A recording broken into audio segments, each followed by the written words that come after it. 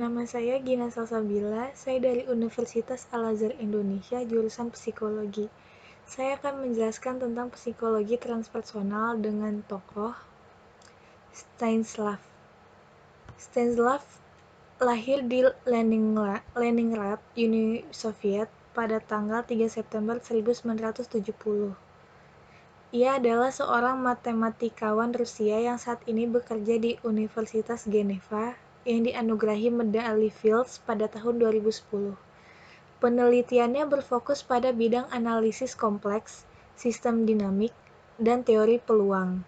Smirnov mengikuti sekolah khusus matematika di Saint Petersburg Lyceum 239 sampai tahun 1987. Smirnov menyelesaikan gelar sarjana di Universitas Negara bagian Saint Petersburg pada tahun 1992, di mana ia bekerja di bawah Victor Levin.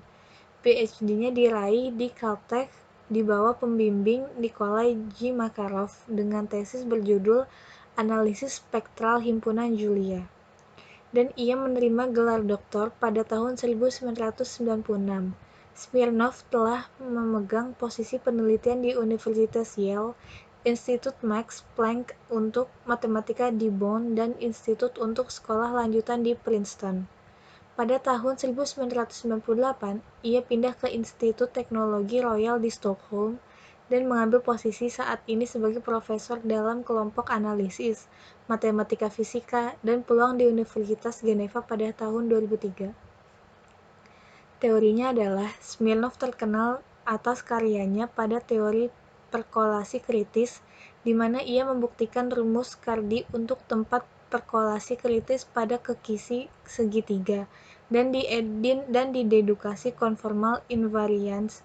Konjektur ini terbukti dalam kasus khusus tempat perkolasi pada kekisi segitiga. Teorema Smirnov telah menyebabkan teori yang cukup lengkap untuk perkolasi pada kekisi segitiga dan hubungannya dengan evolusi Schramm-Loewer diperkenalkan oleh Oded Schramm. Ia telah memperoleh hasil konformal sesuai untuk model gugus acak dan model Ising dalam 2 dimensi. Pemikirannya adalah menyelamatkan dunia tidak selalu tentang kepahlawanan yang besar, meskipun terkadang demikian. Beberapa berhasil menyelamatkan dunia dengan cara mereka sendiri. Ketika kebanyakan orang berpikir untuk menyelamatkan dunia, mereka membayangkan Superman yang menukik pada menit terakhir, regu bom yang menjinakkan perangkat mematikan, dan para ilmuwan yang menemukan senjata ajaib untuk menangkis gerombolan alien.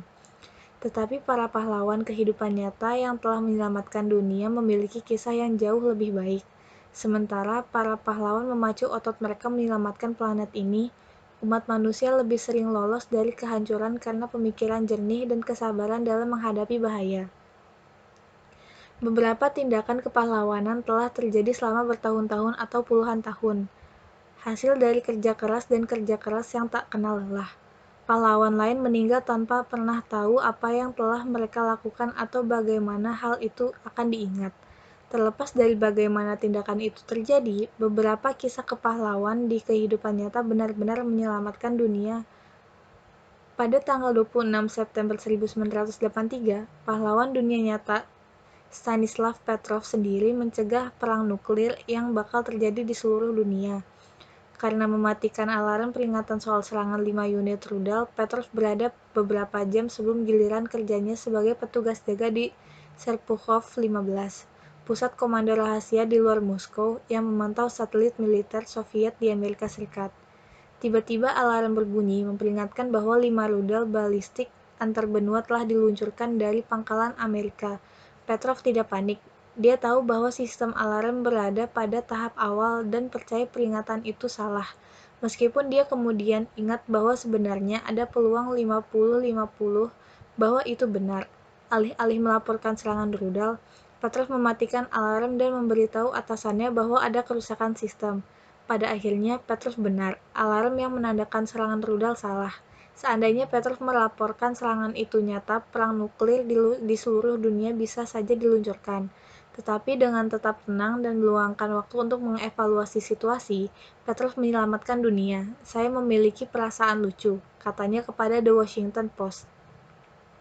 Aku tidak ingin membuat kesalahan. Saya membuat keputusan dan hanya itu. Kepala yang tenang dan pemikiran yang cepat juga membantu. Ketika dia mempertimbangkan masalah ini, dia memutuskan bahwa jika Amerika benar-benar memulai perang, serangan itu harus menjadi jauh lebih besar dan lebih intens. Ketika orang memulai perang, mereka tidak memulai dengan hanya 5 rudal, katanya. Sekian, terima kasih.